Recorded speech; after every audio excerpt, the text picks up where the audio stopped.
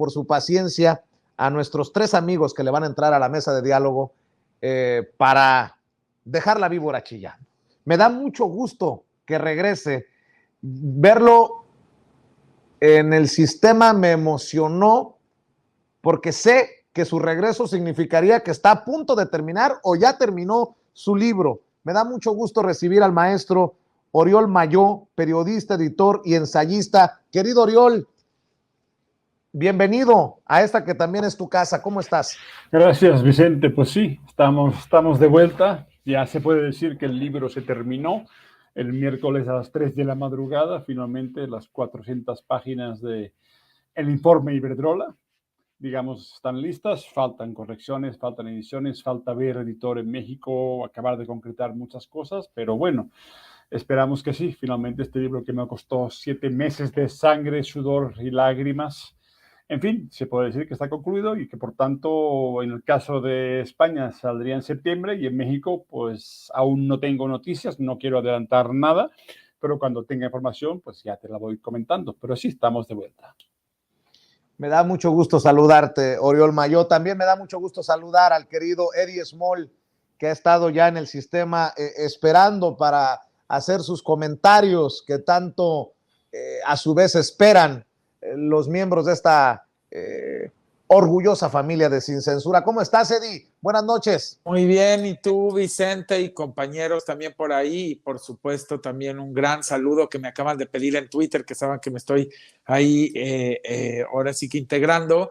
Un saludo muy, muy grande con un abrazo a todos los seguidores y defensores de la 4T que hacen una labor día a día desde cada una de sus trincheras por dejar de alguna manera la aclaratoria a cada una de las fake news, de golpeteos, de clasismo, racismo y elitismo que ejercen los odiadores todos los días.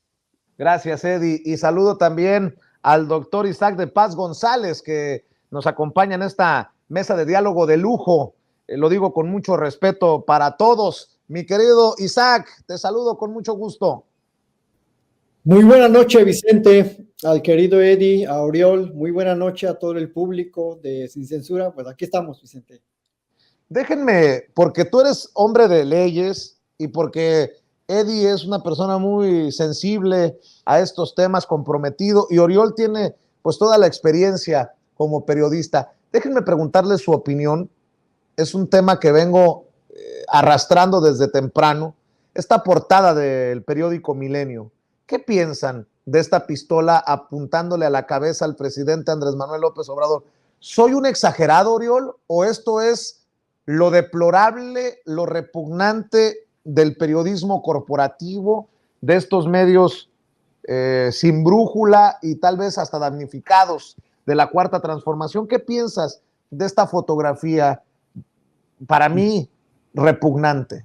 Me quedé así un poco petrificado, no lo había visto, pero bueno, desde que llegué a México en 2005 y un poco ya más adelante, todo 2006, ha sido tal el nivel de brutalidad y salvajismo, digamos, de los medios, de los opinadores, y no solo de ellos, también de la gente, digamos, de los odiadores que comentaba Eddie, que bueno, así sorprendido y no se queda nadie. No entiendo ni siquiera cuál es el motivo del exabrupto que permite, ¿no?, esa invención de la pistola, pero bueno, francamente, pues una gente que está esperando un accidente aéreo, a ver si hay suerte para poder acosar a alguien, pues es el nivel que tenemos. La verdad que el problema es que cuesta mucho, ya a uno le falla la memoria, digamos, imagínate, desde antes de, ya desde tiempos del desafuero, antes que yo llegara a México, ya había un nivel de violencia extrema y como que son gente que no se cansa. Lo fascinante es si a veces me pregunto, qué es lo que alimenta su pasión, porque debe ser cansado estar pensando cada semana a ver qué motivo bíblico es atribuible, qué tipo de plaga tienen que inventar que esté vinculada, digamos, al accionar místico, porque tal parece que unas propiedades del presidente para generar efectos que no conocíamos, cuando realmente, y por desgracia, el presidencialismo está mucho más acotado de lo que a veces pienso que debería. Pero bueno, cuesta mucho sorprenderse, francamente. Como dijo, yo creo que él sabe mejor, esa gente en medios, digamos, en la cultura, en las élites, digamos, viven día a día. Yo te recuerdo nada más, me acuerdo de mi casera, cuando vivía yo cerca de Tasqueña, mi casera cada mañana, me acuerdo, bajaba, era un ex judicial, que su padre fue importante cargo del PRI en Coyoacán y pues había descendido de nivel social, aún traía el mandil de Salinas de la campaña, la chica que la ayudaba en casa, pero me decía siempre, cada mañana, tengo ganas de matar a López Obrador. Cada día en la mañana, si yo pudiera, ¿no? Porque además la tipa sabía disparar, había sido pues judicial de ese tipo de ambiente, ¿no? De toda la vida, de corrupción. Entonces, cada mañana durante 2 años me decía esto y realmente, pues, vocación, al menos para decir siempre lo mismo, la tenía. Entonces, realmente es señal de virulencia que además va creciendo. Hay picos concretos, pero digamos que pues, eso explica que gente como Lili Telles, que pues es una perfecta, digamos, demostración de este tipo de gente, pues sea la más candidateable, digamos, que tiene, digamos, la coalición Va por México. Me parece que todos conocemos demasiado bien esa tipología y lo fascinante es que literalmente no hay día que pare, ni fin de semana, al menos los domingos o el sábado, cuando menos, uno podría descansar, pero veo que no hay ninguna posibilidad que descansen en nada, absolutamente. ¿Cómo ves, Eddie Small, esta pistola apuntando al presidente y además en 8 columnas? En la portada del periódico Milenio, no hay forma de que digan que no se dieron cuenta. No, sin duda, como por supuesto que puntualiza muy bien también el señor Mayo. Yo lo que siempre les he venido diciendo durante todos estos años es que se prepararán para ver cualquier tipo de golpeteo. Si nosotros volvemos a los años atrás y a las décadas atrás, cuando todavía López Obrador ni siquiera ganaba, ya le decían un peligro para México, pagaban millonarias campañas en los medios, entre todo, hacían su vaquita todos los empresarios y los interesados en golpearlo, por el miedo que le tenían, porque sabían que en el momento en que él iba a llegar, pues se iba a acabar una cantidad de corrupción, se iba a acabar un tema de amiguismos, un tema de favores, un tema de compadrazgos, un tema de todo este tipo de cosas y por supuesto del chayote y de la repartición de dinero en los medios. O sea, había demasiada gente interesada en que no llegara. Cuando ya no lo pudieron detener después de haber hecho todos los intentos, de haber hecho el fraude electoral y ver que este hombre es una roca en el sentido de que pues prácticamente no se puede desmoronar, es verdaderamente una persona muy sólida, una persona muy persistente y también constante, inconsistente también, por supuesto, muy consistente, pues toman a partir de que llega él todo este expertise que ya tenían en golpear, pero muchísimo más álgido el tema. Bueno, creo que hemos perdido a Eddie Small momentáneamente. Espero que ya estoy por regrese. Acá. Muy bien, es Eddie. que sabes que está entrando una llamada y no tengo manera de desviarla y le trato de desviar, pero pues ya sabes cómo es. Te entendemos. Es imposible, pero bueno, pues si ven que me voy tantito es que le estoy poniendo el rojito y el que me esté llamando, por favor, no llame ahorita.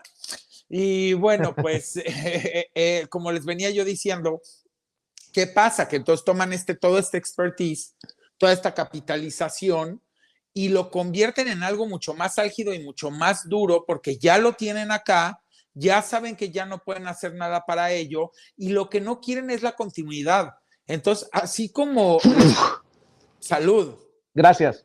Así como podríamos poner el ejemplo de que desde el primer día esta oposición, los odiadores, traían ya un proyecto y era, tenemos que boicotear a este hombre porque ya nos preocupa que esté aquí, pero nos preocupa más todo lo que va a avanzar y que no se vaya a ir su proyecto en muchas décadas. Entonces ellos sabían que tenían una misión y visión y fue donde perdieron la brújula, porque lo que tendría que hacer una oposición inteligente y congruente es decir, ya perdimos por todo lo mal que hicimos durante décadas, por todo lo que perdimos de credibilidad con la sociedad, ahora tenemos que empezar a construir un proyecto y no una retórica de ataque al que ganó y al que llegó, sino más bien una propuesta y una narrativa de construcción, de realmente de construir. Pero como tienen tanto miedo a que esto va a continuar y lo sabían desde el día 1, porque sabían que López Obrador no iba a fallar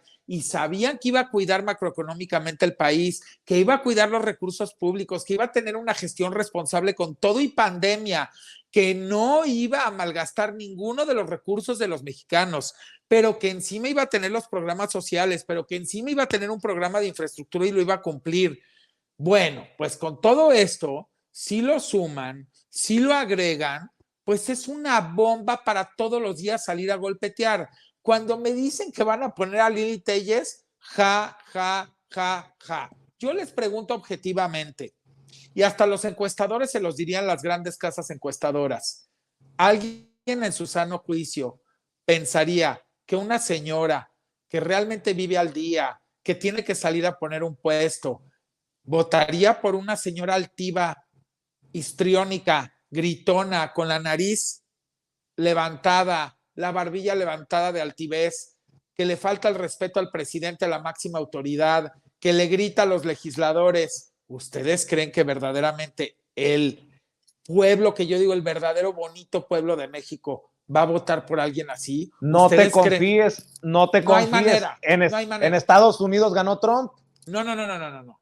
En Brasil ganó Bolsonaro. Pero yo te lo voy a poner el ejemplo, no son las mismas sociedades. Estados Unidos está demostrado que es una sociedad, perdón que lo diga, que la mayoría piensa en bullshit. México no. México, el verdadero pueblo, porque lo vivo todos los días que platico con toda la gente, está completamente despierto. Jamás votarían por alguien así, porque aparte aprendieron que las historias de novelas como la de Peña Nieto finalmente traen un caos a este país. Salen y por caras. algo, claro, y por algo decidieron votar por López Obrador, porque venían de una historia de muñequitos del pastel que vendían pura, pues podríamos decir telenovela, y nos fue como en feria. Y por algo se fueron a la contraparte, porque López Obrador lo que vendía era la cruda y pura realidad.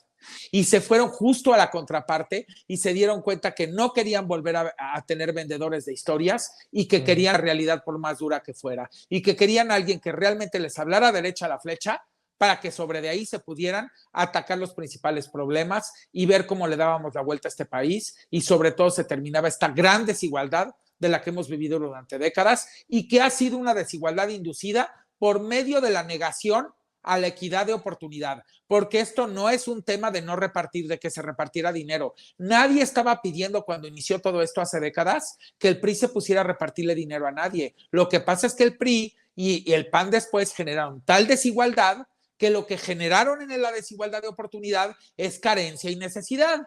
Y que la única manera para el círculo vicioso, para tapar esa carencia y necesidad, era por medio de vota por mí, te reparto dinero, vota por mí, te ayudo. Ahora viene un gobierno que te dice, no, yo no necesito que votes por mí para ayudarte. Tú eres adulto mayor, a mí no me importa por quién votaste, vas a recibir tu ayuda. ¿Por qué? Porque a mí como adulto mayor universal me interesa que te vaya bien, porque después de décadas que nadie quitó el outsourcing, que nadie quitó todas estas malas prácticas de los empresarios que no le daban seguro social ni prestaciones a las empresas, ese es el resultado. Es que no queremos hablar de lo que es. La gente quiere hablar de lo de hoy. El resultado de que haya programas para adultos mayores de apoyo social es el resultado de décadas de lo permisivo que fue el PRI y el PAN, de no exigirle a los empresarios que tenía que darle prestaciones a sus empleados.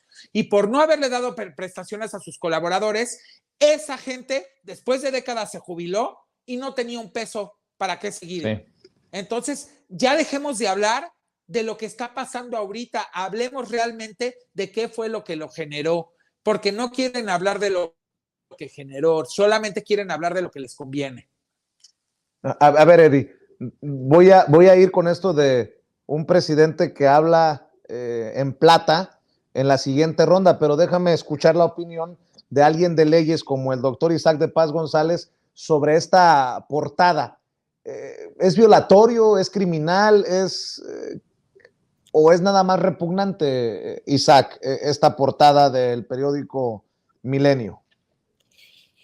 Vicente, te aseguro con todas sus letras que es una promoción directa del discurso del odio, que es una abierta violación a la libertad de expresión, que está protegida por la Constitución, pero que tiene límites. Precisamente los límites son la integridad de las personas y el orden público.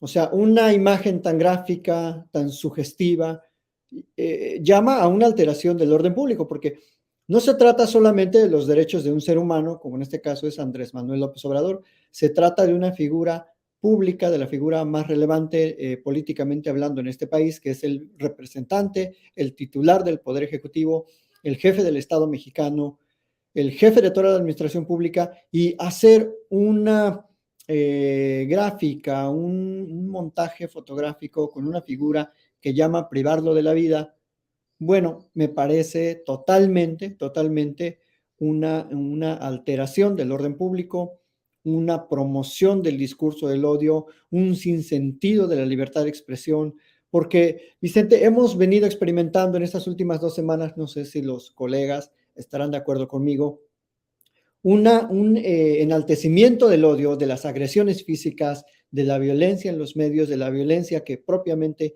incluso tú has padecido y otros muchos colegas con mucha intensidad.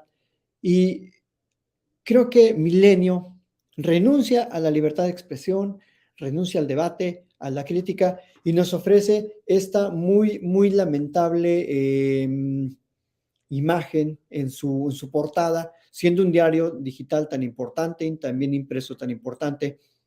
Creo que es una abierta violación a la libertad de expresión, por una parte, y es un abierto ataque a la integridad física del presidente. Porque, ojo, no es porque se esté dañando su integridad física, sino que la pone en riesgo en un contexto político en el que hay tanto encono de la derecha mexicana y de estos medios, pues sugiere terminar con la vida del presidente porque es un arma de fuego que le está apuntando pues directamente a la cabeza. O sea, no es una imagen casual, está pensada, está diseñada y esto por lo menos constituye un discurso del odio, una asunción injustificada en contra de una persona únicamente por ser esa persona, únicamente por ser el titular del Estado mexicano. No hay ninguna otra cuestión que discutir legalmente. Creo que esto pues es muy reprobable, muy reprochable. No es solamente en el plano político o en el plano periodístico, en el plano jurídico es una conducta muy reprochable. Creo que no podemos, la gente que participamos en los medios, estar llamando a cometer actos de violencia, ni mucho menos privación de la vida. Al contrario, tenemos que llamar a un debate crítico, a un debate razonado, a un debate, sí, frente a frente, pero con argumentos, sobre todo con ideas contrapuestas, pero nunca, jamás llegar a estos niveles. Creo que es muy lamentable de Milenio. Ahí se entiende pues la degradación de estos medios preponderantemente nacionales e internacionales que recurren a estos artimañas solamente para vender más. No solo es Milenio, es El País, El Universal, y bueno, qué lamentable portada, qué bajo han caído. Yo no pensé que se pudiera caer más bajo, pero creo que se siguen hundiendo. Eso te digo. Gracias, doctor. Oriol Mayó,